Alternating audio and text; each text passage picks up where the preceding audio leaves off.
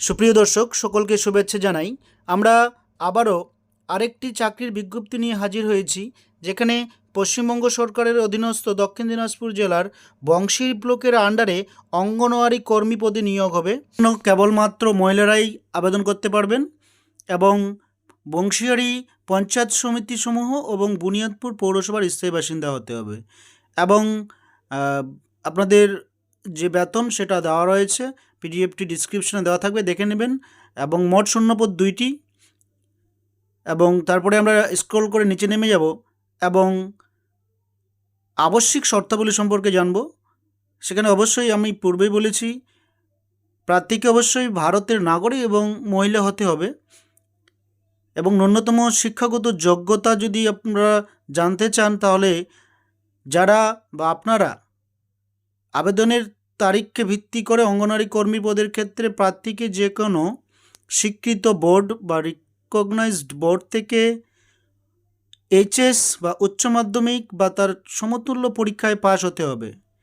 তারপরে আমরা চলে যাব নেক্সট স্টেপে। বয়স 18 থেকে 35 বছরের যে কোনো ফিমেল মহিলা এই দুটি পদের জন্য আবেদন করতে পারেন। তারপরে আমরা স্ক্রল করে নিচে চলে যাব।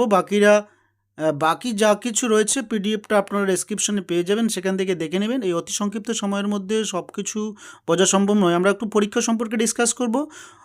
সকল আবশ্যিক শর্ত পূরণের সাপেক্ষে যোগ্য প্রার্থী তথা আবেদনকারীকে পরীক্ষার মাধ্যমে নির্বাচিত করা হবে। পরীক্ষার মান 100। প্রথমে 90 নম্বরে লিখিত পরীক্ষা নেওয়া হবে। লিখিত পরীক্ষা হবে 2 ঘন্টার। পাস করার পরে আপনার মৌখিক পরীক্ষা হবে 10 নম্বর এবং যদি কেউ প্রতিবন্ধী থাকে তার জন্য 40 মিনিট এক্সট্রা সময় বরাদ্দ করা হয়েছে। এবং আমি একটা বিশেষ কথা বলবো যে আপনারা অবশ্যই এই সিলেবাসটা ফলো করবেন। সিলেবাসটা খুব সহজ সিলেবাস রয়েছে, তাই স্ক্রল করে আমি নিচে চলে গেলাম।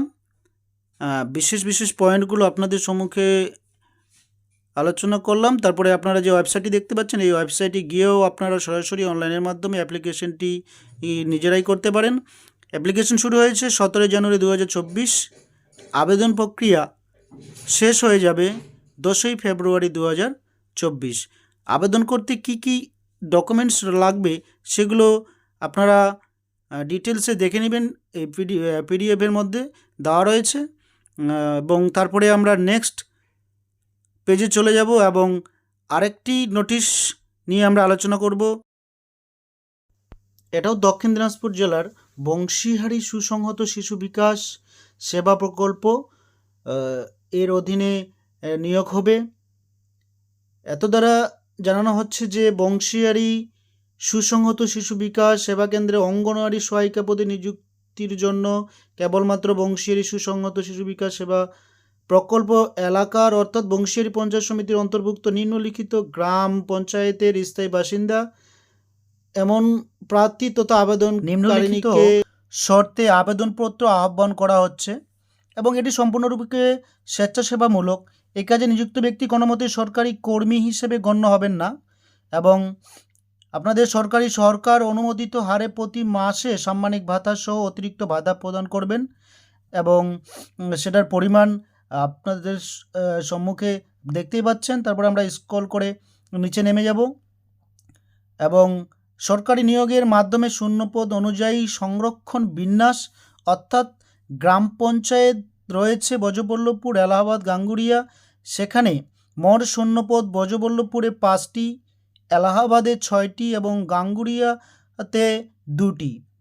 এবং যারা আনরিজার্ভ ক্যাটাগরি রয়েছেন তাদের ক্ষেত্রে বজবল্লভপুরে 1টি পদ রয়েছে, বাকি এসসিদের জন্য 2টি এবং ওবিসি এ ক্যাটাগরিদের জন্য 1টি এবং ওবিসি বি ক্যাটাগরিদের জন্য 1টি। এই মোট 5টি পদে বজবল্লভপুর গ্রাম পঞ্চায়েতে নিযুক্ত হবেন এবং এলাহাবাদে টোটাল 6টি রয়েছে। আপনারা ক্যাটাগরি ওয়াইজ দেখে নেবেন। আমি তাই স্ক্রল করে নিচে চলে গেলাম। দেন আমরা জানব ন্যূনতম শিক্ষাগত যোগ্যতা। আবেদনের তারিখকে ভিত্তি করে অঙ্গনওয়াড়ি কর্মী পদের ক্ষেত্রে প্রার্থীকে যে কোনো স্বীকৃত বোর্ড বা রিকগনাইজ বোর্ড থেকে উচ্চ মাধ্যমিক বা সমতুল্য পরীক্ষায় পাশ হতে হবে এবং তারপরে আমরা জানব বয়স সীমা, অর্থাৎ কারা কারা আবেদন করতে পারবেন, কত বছর থেকে কত বছর পর্যন্ত সেটা জানবো। আমরা দেখতে পাচ্ছি বয়সীমা নোটিফিকেশনে লেখা রয়েছে 1/1/2024 তারিখে প্রার্থীকে ন্যূনতম 18 বছর হতে হবে।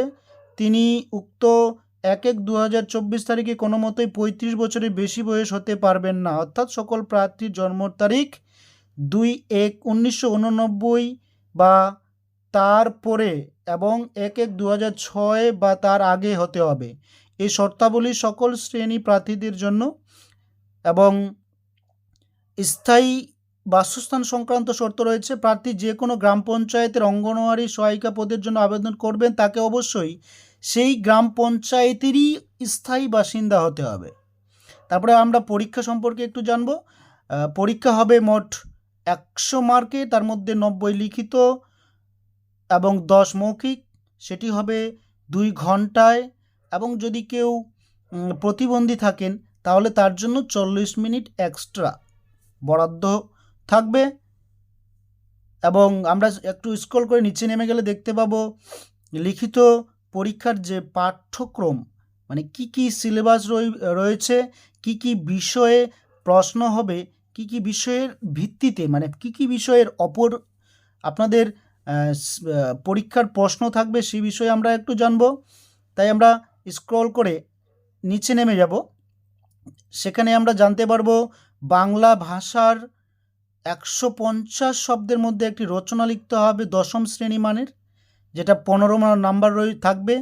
এবং 10ম শ্রেণী মানের পাটিগণিতের অঙ্ক থাকবে, এবং কিছু পুষ্টি, জনস্বাস্থ্য, নারীর সামাজিক অবস্থান বিষয়ক 15 নাম্বার থাকবে।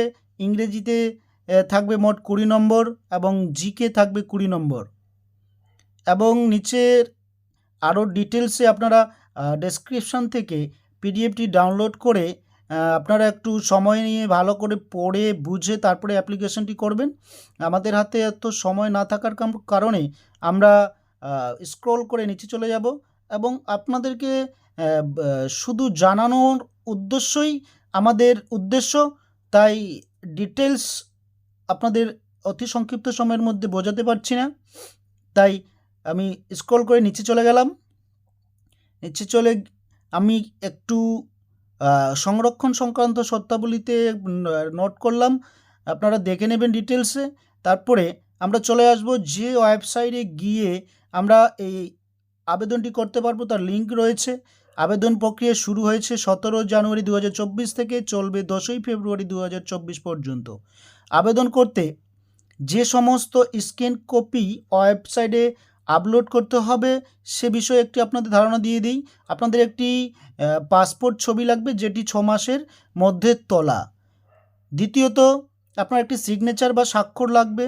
আপনার একটি পরিচয়পত্র লাগবে, আইডি কার্ড লাগবে, এবং আপনার জন্মের প্রমাণের একটি কার্ড লাগবে, এবং আপনার জাতিগত শংসাপত্র, এসসি হলে এসসি, ওবিসি হলে ওবিসি, এবং সর্বোচ্চ শিক্ষাগত যোগ্যতার প্রমাণ দিতে হবে, এবং আপনাকে স্থায়ী বাসিন্দার সচিত্র শংসাপত্র জমা করতে হবে।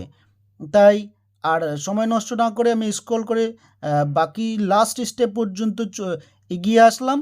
তাই আপনারা এই বিশেষ দ্রষ্টব্যটা মনে রাখবেন, কোনো ভুল বা অসঙ্গত তথ্য দিলে বা উপরোক্ত কোনো আবশ্যিক শর্ত লঙ্ঘন করলে আবেদনপত্র বাতিল বলে গণ্য করা হবে, এবং এ বিষয়ে কোনো কারণ দর্শানো যাবে না।